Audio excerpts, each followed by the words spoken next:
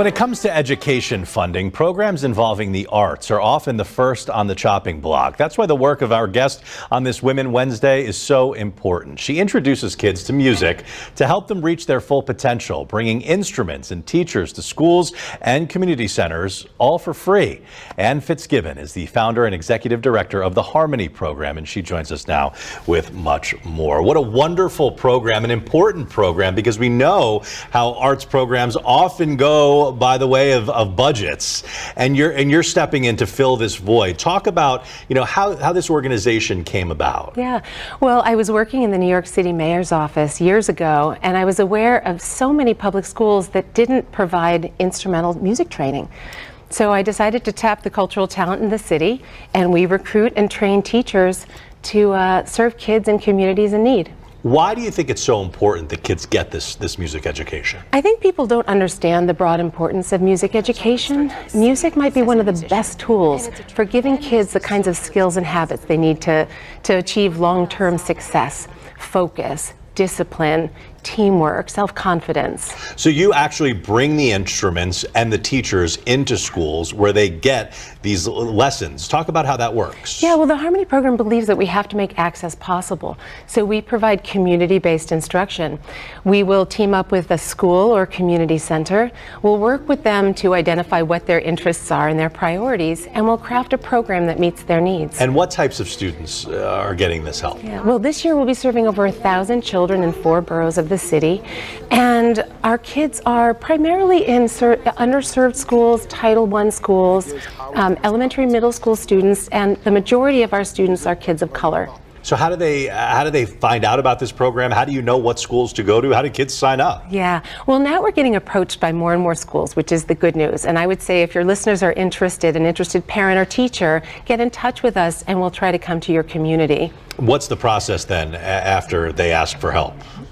Again, we'd sit down and we would ask them, are you interested in an after-school or an in-school music program? Do you want instrumental or choral programs? And we'll build something that works for them. So you've been doing this now for 15 years.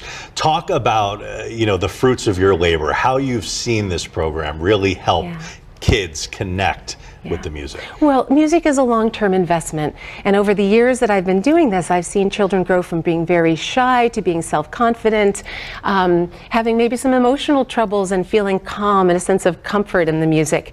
And many of them are going off now and studying in competitive programs, preparatory programs, selective summer music camps, and now we have kids who are getting jobs in the music industry. Wow. We have one at the Warner Music Group, another at Sirius XM Radio. And a lot of these kids are kids who have never picked up an instrument before, right? That's right. We have the joy of putting that instrument in their hands for the very first time. What is the future of the program? What would you like to see happen? I'm sure you'd like to be able to help even more. Of course. Yeah, we're trying to work on creating a borough-based system of study programs and youth orchestras so that every child in New York City has the opportunity to learn to play. And these lessons, these instruments and these lessons are being provided for free.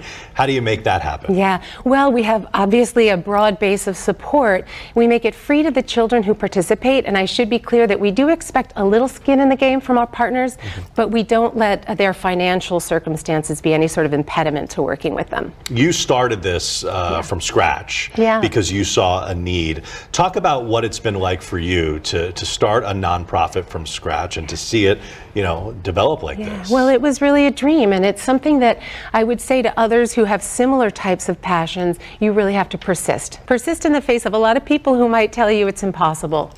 Well, it's a great story. I know you're helping so many young kids develop a love for music, and they're going off to do some great things. Ann Fitzgibbon, thank you so much for all of your work and for this program, the Harmony program. And stick around, because a little later in the show, we are actually going to get a short performance from one student with the help of one of their teachers. That's at the end of the show. As promised, we are going to end our show today with a quick performance by Harmony program student Michelle Puebla and her teacher Veronica Reiner. Michelle, let me ask you first, what's the best part about being in the Harmony program?